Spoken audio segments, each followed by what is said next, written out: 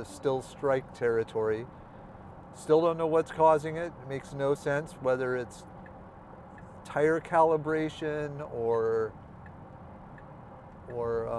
alignment or steering or the control arms. I don't know. No idea why we're getting this. It's not reporting. No one else is reporting this issue on this version of FSD.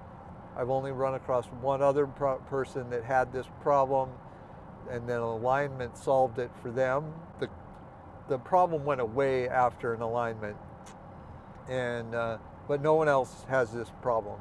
So it does seem to be specific to the vehicle, and it started immediately after that last suspension work at Arlington. Hello and welcome to NN Driven. Today we'll document a defeat device alert I've been getting erroneously. Here you can see that there is nothing on the steering wheel that would cause such an alert. Yet as we're just driving down the road, it will throw that alert right out of the blue, as we see here. It happens at different intervals and different times. I've only documented one other person that's seen this problem ever, and that wasn't on this version of FSD, and there's no broad issue across FSD with this alert happening. In this case, it happened at 13 miles, which you will see throughout this video. Right now, we'll go on to segment 2, and you'll let the in-car audio carry me forward from here. When we really didn't feel comfortable.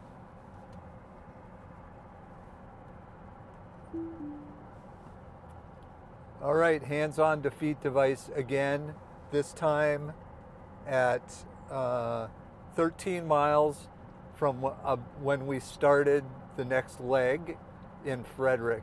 So there seems to be something about 13 miles that is a trigger.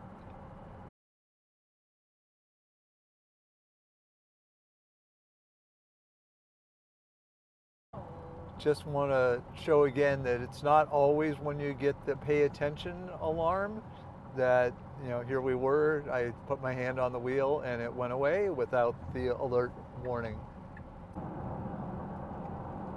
All right, I am expecting the alert to show up here between about 188 and 189 miles probably.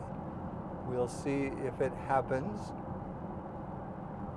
This time I plan to not disengage to report. I'm just gonna jiggle the steering wheel to see if we can get the alert to go away, which it usually does after about 20 seconds.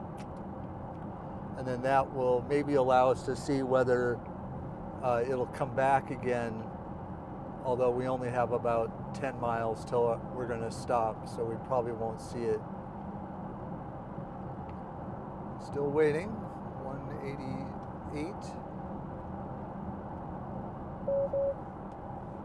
Yep, so there we are, right at 13 miles. I don't understand it. It's very odd. And now just wait here. It will go away.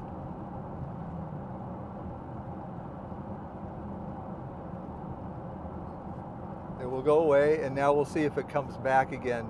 Earlier today, when I disengaged and reported the voice, it never reoccurred on any given drive until we stopped and started another drive, and then it would be 13 miles to the first alert.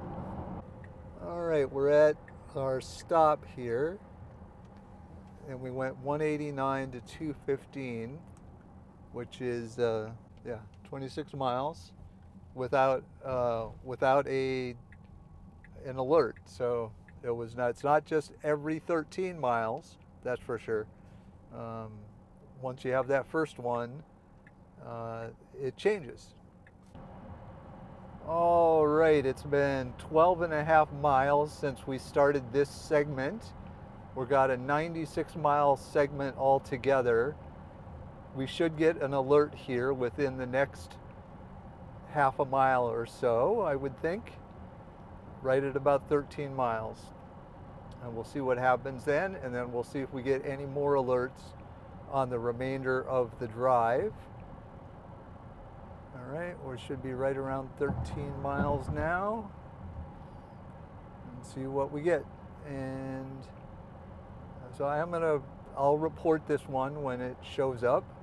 And watch, this will be the first time it hasn't happened at 13 miles all day. 20.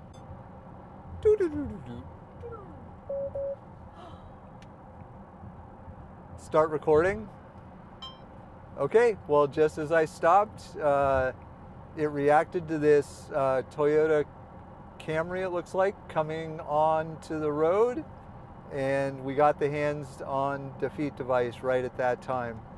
So in that situation, there was a little bit of dynamic traffic, and that's when we got it. So it was at about 14-ish, 15 miles in traffic. And I think the other situations there was some relative dynamic traffic as well.